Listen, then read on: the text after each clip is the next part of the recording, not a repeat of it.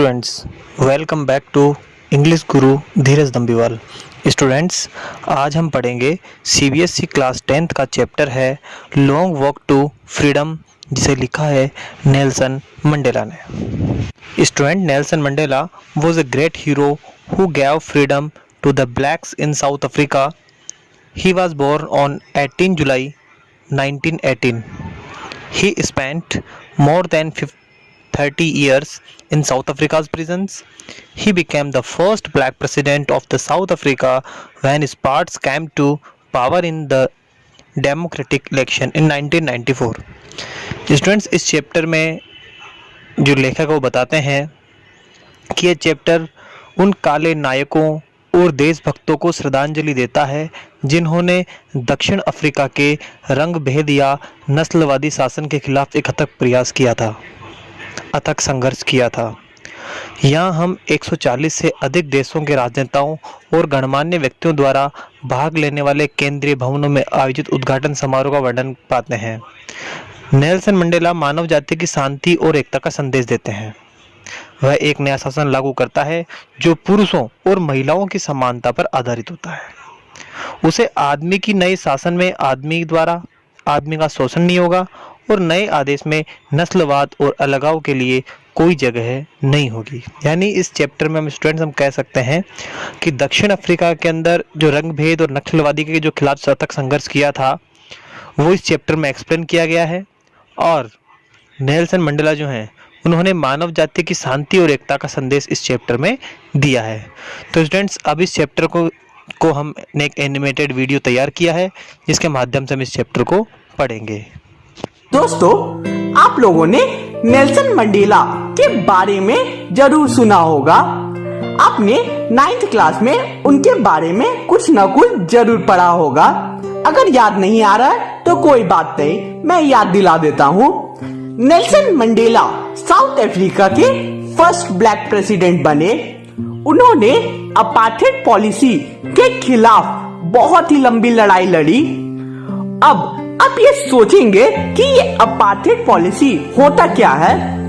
ये एक ऐसा पॉलिटिकल सिस्टम था जिसमें लोगों को उनके कलर और रेस के बेसिस पे सेपरेट कर दिया जाता था और उन्हें बहुत सारी राइट्स से दूर रख दिया जाता था। लेकिन नेल्सन मंडेला ने इस पॉलिसी के खिलाफ आवाज उठाई, जिसके कारण उन्हें 30 सालों तक जेल में बिताना पड़ा। आप सोच सकते हैं 30 सालों तक। व्हाइट्स ने ब्लैक्स पर 2 सेंचुरी तक रूल किया। Can you believe it? 2 century यानी कि 200 सालों तक। लेकिन अंत में पॉलिटिकल इलेक्शन हुआ और नेल्सन मंडेला वो इलेक्शन जीत गए। हमेशा की तरह बुराई पे अच्छाई की जीत हुई। उन्होंने 400 सीट्स में 252 सीट्स जीतकर एक नया इतिहास लिख दिया और वो बन गए न्यूली फॉर्म्ड साउथ अफ्रीका के फर्स्ट ब्लैक प्रेसिडेंट। इस चैप्टर में नेल्सन मंडेला ने अपनी लाइफ के सबसे बड़े ऐतिहासिक पल के बारे में बताया है। सो फ्रेंड्स, वीडियो शुरू करने से पहले मेरी आप लोगों से एक छोटी सी रिक्वेस्ट है। अगर आप हमारे इस चैनल पे नए हो तो प्लीज इसे जल्दी से सब्सक्राइब कर लेना और आपको अगर ये मेरा वीडियो पसंद आए तो प्लीज मेरे चैनल अनएंडिंग एजुकेशन को सब्सक्राइब करना नहीं भूलना। मैंने अपने चैनल का लिंक नीचे डिस्क्रिप्शन में दे दिया है। तो चलिए दोस्तों, शुरू करते हैं इस चैप्टर के line by line Hindi explanation को। तो 10 मई 1994 की सुबह एक नया सवेरा लेके आया था, बिल्कुल bright and clear. Nelson Mandela कहते हैं कि उन्हें रिस्पेक्ट और ऑनर देने के लिए लोग सुबह से ही आने लगे थे। दुनिया भर के बड़े बड़े पॉलिटिशियन, रिच पीपल्स, सभी लोग आ रहे थे ताकि उस इनॉग्रेशन यानी कि समारोह को रिस्पेक्ट दे सके। ये गैदरिंग अब तक की सबसे बड़ी गैदरिंग होने वाली थी। ये समारोह यानी कि इनॉग्रेशन एक लवली सी सैंडस्टोन एम्फी थिएटर में होने वाली थी, which was formed by union buildings in Pretoria. पिछले कई डिकेड्स तक अंग्रेजों ने यहाँ रूल किया, लेकिन आज ये प्लेस रेनबो जैसा दिख रहा होता है, क्योंकि इस सेरेमनी में बहुत से डिफरेंट लोग आए थे। Different caste, different colour, different race के सभी लोग आए हुए थे, क्योंकि साउथ अफ्रीका में पहली बार एक नॉन रेशियल गवर्नमेंट बनने जा रही थी। अब हमें नेल्सन मंडेला बताते हैं कि वो एक सुहावना ऑटम डे था और उनके साथ उनकी बेटी जेनानी थी।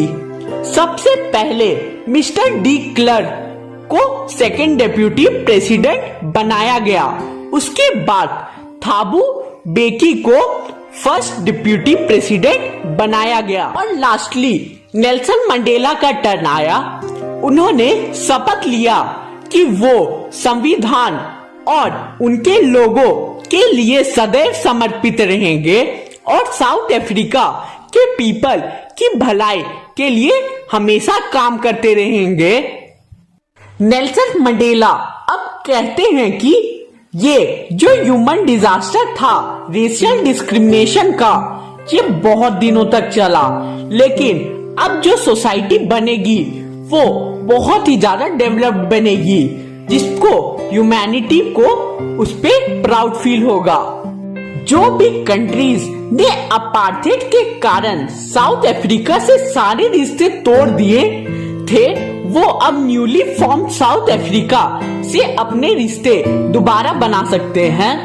अपार्थाइड के अबॉलिशन से ह्यूमैनिटी की जीत हुई है, पीस की जीत हुई और ह्यूमंस के रिस्पेक्ट की जीत हुई है।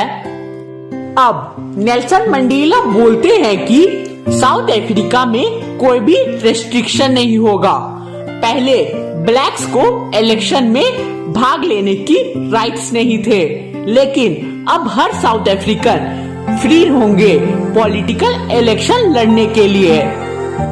नेल्सन मंडेला अब कसम खाते हैं कि अब से उनके कंट्री में कोई भी पॉवर्टी नहीं होगी, ना ही किसी को उनके राइट से दूर रखा जाएगा और ना ही किसी को भी कोई भी रीजन के कारण उनके साथ डिस्क्रिमिनेशन नहीं किया जाएगा। जब कुछ पलों बाद हमने ऊपर की ओर देखा तो खूबसूरत सा एक दृश्य देखने को मिलता है। साउथ अफ्रीका के fighter jets, helicopters union building के ऊपर अपना करतब दिखा रहे थे। ये सभी चीजें बस लॉयल्टी और पीस दिखाने का छोटा सा तरीका था कि अब साउथ अफ्रीका में कोई भी अलग नहीं है, सभी साउथ अफ्रीकन सब एक साथ हो चुके हैं। इससे कुछ देर पहले ही साउथ अफ्रीका के general, police officer, defence force ने एक साथ प्लेज लिया, शपथ लिया कि वो अब इस न्यूली फॉर्म्ड गवर्नमेंट के प्रति हमेशा लॉयल यानी कि वफादार रहेंगे।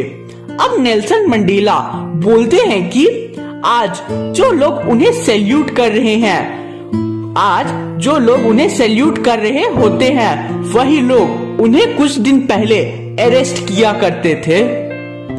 कुछ देर बाद एक इम्पाला जेट आसमान में रेड, ब्लैक, ग्रीन, ब्लू और गोल्डन स्मोक छोड़ता है और साउथ अफ्रीका के फ्लैग को दर्शाता है। इस दिन साउथ अफ्रीका में दो नेशनल एंथम गाए गए। व्हाइट्स अपना अलग नेशनल एंथम गा रहे थे और ब्लैक अपना पुराना नेशनल एंथम गा रहे थे। व्हाइट्स ना कोसू सिकलेल आई अफ्रीका गा रहे थे और ब्लैक डाई स्टेप गा रहे होते हैं। जल्दी ही ये नेशनल एंथम सभी साउथ अफ्रीकन्स के जुबान में अच्छी से याद हो जाएगा। Mandela now tells us that inauguration के दिन उन्हें उनके पास्ट की याद आ रही थी। 20th सेंचुरी में जब कुछ दिन पहले एंग्लो वॉर हुआ और व्हाइट्स ने ब्लैक्स पर जीत हासिल कर ली और अपना रूल्स एंड रेगुलेशन इम्पोज कर दिया उनके अपने खुद के लैंड और कंट्री में, और उनके रूल्स ने ऐसा सोसाइटी का जन्म दिया जो बहुत ही ज्यादा हार्श एंड क्रूएल थे। लेकिन 20th सेंचुरी के अंत तक ये सारा रूल्स को खत्म कर दिया गया और एक नया सोसाइटी बनाई गई। और ये जो सोसाइटी बनी वो 1000 लोगों के सैक्रिफाइसेस के चलते बनी, जिसे कभी भूला नहीं जा सकता। वो सभी लोग मेरे जरिए यानी मंडेला के जरिए इस आजादी को एंजॉय कर रहे होते हैं। अपार्थाइड की पॉलिसी एक ऐसी पॉलिसी थी जिसकी चोट के निशान हमेशा रहेंगे और इसे बाहर निकलने के लिए काफी ज्यादा मेहनत करनी पड़ेगी। कुछ लोग जैसे the Oliver Tambos, the Walter Sisulus, the chief Luthulis, the Yusuf Dadoos, the Bram Fischers, the Robert Sobukwes का इस सब में बहुत ही बड़ा रोल था। उनके कारण ही आज साउथ अफ्रीका आजादी की सांस ले पा रही थी। अब शायद ही ऐसे लोग देखने को मिलेंगे। आज उन्हें इतना महान कहा जा रहा है क्योंकि वो उनकी ही मेहनत का फल है। अब मंडेला कहते हैं कि वैसे तो हमारी कंट्री में अबंडेंस ऑफ मिनरल्स है और डिफरेंट जेम्स है, लेकिन अच्छे से देखा जाए तो असली वेल्थ तो हमारी कंट्री के वो लोग हैं जिन्होंने साउथ अफ्रीका के आजादी के लिए अपनी जान को गंवा दिया। मंडेला अब कहते हैं कि उन्होंने ऐसे लोगों को देखा था जिन्होंने बहुत सारी परेशानियां झेली और टॉर्चर सहा, लेकिन ये सब के बाद भी वो इंसान हिम्मत नहीं हारता। एक वीर इंसान वो नहीं होता जो कहता कि मुझे डर नहीं लगता। असली बहादुर वो होता है जो अपने डर पे विजय पाता है। जीवन में हर इंसान के 2 ऑब्लिगेशन यानी कि बंधन होते हैं। पहला अपनी फैमिली के प्रति और दूसरा अपने समाज कंट्री के लिए। लेकिन साउथ अफ्रीका में उस समय ऐसा नहीं होता था। अगर कोई इंसान ब्लैक है और उसे अच्छा जिंदगी जीने का मन कर रहा है, कोशिश करता है, तो उन्हें टॉर्चर किया जाता था और सबसे अलग कर दिया जाता था। अब मंडेला कहते हैं कि स्टार्टिंग में वो अपनी फैमिली को इतनी इम्पोर्टेंस नहीं देते थे, लेकिन जब उन्हें उनकी जिम्मेदारी का एहसास हुआ तो उन्हें उनके ऑब्लिगेशन को पूरा करने के लिए रोक दिया गया। जब मंडेला का जन्म हुआ तो वो फ्री थे और कुछ भी कर सकते थे। He was free to run in the fields near my mother's hut, free to swim in the clear stream, free to roast maize, etc. जब तक कोई बच्चा अपने ट्राइब और अपने फादर के बनाए सारे रूल्स को मानता है तब तक उस पे कोई भी मुसीबत नहीं आती। उन्हें बाहर की दुनिया के बारे में कुछ भी नहीं पता होता है कि इंसान ने या गॉड ने कोई भी रूल्स बना रखे हैं। उनकी दुनिया तो केवल उनकी फैमिली तक ही सीमित रहती थी। जब मंडेला थोड़े बड़े हो जाते हैं और उन्हें रियलाइज होता है कि वो फ्री नहीं है, उनपे बहुत सारी रिस्ट्रिक्शन थी, तो नेल्सन मंडेला के अंदर में फ्रीडम की भूख जागने लगी। जब वो थोड़े और यंग हुए तब वो जोहान्सबर्ग नाम के सिटी में रहते थे और उनपे बहुत सारी मुसीबतें आने लग गई और वो तब बहुत सारी आजादी चाहने लगे, जिससे वो चाहे उससे शादी कर सके, अपने कमाए हुए पैसे अपने पास रख सके, अपनी एक फैमिली बसा सके। लेकिन अब नेल्सन ये रियलाइज करते हैं कि साउथ अफ्रीका में कोई भी फ्री नहीं थे। Even his family members were not free. उन्होंने देखा सारे पीपल जिनके कलर ब्लैक थे उनके साथ बहुत ही गलत हो रहा था। तब नेल्सन मंडेला ने ANC African national Congress party को ज्वाइन किया और अपने पीपल की आजादी के लिए लड़ने लगे। अब नेल्सन मंडेला कहते हैं कि उनमें कुछ भी खास क्वालिटी नहीं है। ऐसा नहीं है कि वो औरों से ज्यादा सैक्रिफाइसिंग नेचर के हैं, लेकिन जब उन्हें वो रियलाइज हुआ कि उनके पीपल, उनके लोग फ्री नहीं थे, तब नेल्सन मंडेला अपनी फ्रीडम को एंजॉय नहीं कर पा रहे थे। अब लास्ट पैरा में मंडेला कहते हैं कि व्हाइट्स को हेट्रेड से आजादी चाहिए। उनकी सोच बहुत ही छोटी थी और उन्हें इस सोच से आजादी दिलवाना जरूरी था। जो इंसान किसी की आजादी छीनता है वो खुद भी आजाद नहीं होता है। जो इंसान किसी को ऑपरेस कर रहा है या तो ऑपरेस हो रहा है, दोनों ही एक दूसरे की आजादी को छीन लेते हैं और दोनों ह्यूमैनिटी के साथ खिलवाड़ कर रहे होते हैं। फ्रेंड्स, आज का हमारा ये लंबा चैप्टर खत्म होता है। उम्मीद करता हूँ कि आपको ये चैप्टर अच्छे से समझ आ गया होगा। अगर आप कहीं भी प्रॉब्लम फेस करेंगे तो आप मुझे कमेंट करके जरूर पूछिएगा। मिलते हैं नेक्स्ट वीडियो में। Thanks for watching the video.